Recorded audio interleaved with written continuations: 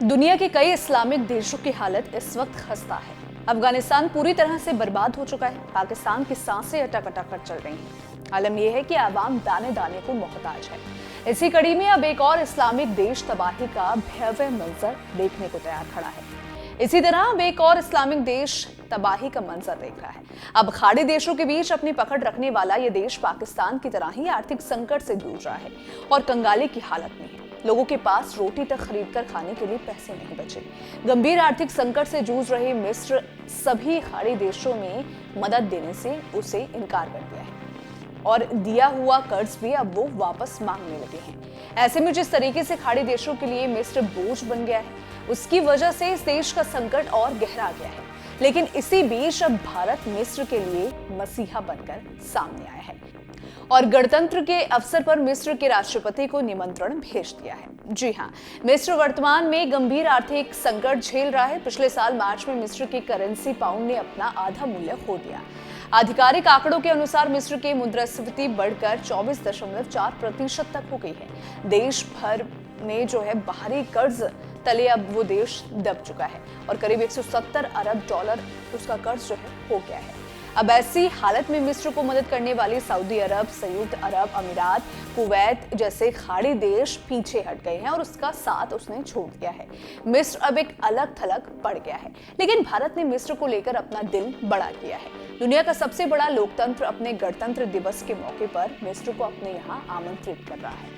भारत अपने गणतंत्र दिवस के मौके पर मिस्र के राष्ट्रपति अब्देल फताह अल सीसी को बतौर चीफ गेस्ट आमंत्रित कर रहा है। राष्ट्रपति के साथ 120 सदस्यों का एक दल भी आएगा जो 26 जनवरी की परेड में कर्तव्य पथ पर मार्च करेगा। ये पहली बार हो रहा है कि मिस्र के कोई दल भारत के गणतंत्र दिवस की परेड में हिस्सा ले रहा है। रूस और यूक्रेन का गेहूं का सबसे बड़ा आयातक मिस्र उस वक्त और मुश्किल में पड़ गया था जब दोनों देशों के बीच युद्ध छिड़ गया। वैश्विक बाजार में गेहूं की किल्लत हो गई, जिससे इसके दाम आसमान छूने लगे। वही एक रिपोर्ट के अनुसार अप्रैल 2022 में मिस्र और भारत के बीच 10 लाख टन गेहूं की सप्लाई को लेकर बात हुई थी। मई आते आते खुद भारत में गेहूं की किल्लत शुरू हो गई, जिसे देखते हुए नरेंद्र मोदी सरकार ने गेहूं के निर्यात पर रोक लगा दिया। लेकिन भारत ने मिस्र के साथ साथ कई देशों को गेहूं की खेप भेजना जारी रखा। अब मिस्र की एक वेबसाइट है, उसकी एक रिपोर्ट के मुताबिक मिस्र में भारतीय राजदूत अजीत गुप्ते ने पिछले साल कहा था कि साल 2023 की शुरुआत में भारत ने मिस्र में अपना गेहूं निर्यात बढ़ाने की योजना बनाई है। उन्होंने कहा था कि भारत की गेहूं की घरेलू मांग में बढ़ोतरी हुई है और उत्पादन भी लगभग 5% कम हुआ है। लेकिन फिर भी भारत मिस्र में गेहूं की कमी नहीं होने देगा। वही एक इंटरव्यू में गुप्ते ने कहा था कि फिलहाल मिस्र में भारत का कुल निवेश 3.2 अरब डॉलर का है, लेकिन आने वाले वक्त में ये बढ़ने वाला है। कई भारतीय कंपनियां मिस्र में अपना निवेश बढ़ाना चाहती है। भारत की तरफ से इस मदद ने अलग अलग पड़े आर्थिक रूप से बदहाल मिस्र को बड़ी राहत दी है। भारत ने उसे अपने गणतंत्र दिवस में चीफ गेस्ट बनाकर उसके सम्मान में भी बढ़ोतरी की है। और आपको बता दें कि अंतर्राष्ट्रीय वित्तीय संस्थानों ने चेतावनी दी है कि मिस्र एक अभूतपूर्व आर्थिक संकट की ओर बढ़ सकता है। यहाँ तक कि इसका पतन भी हो सकता है।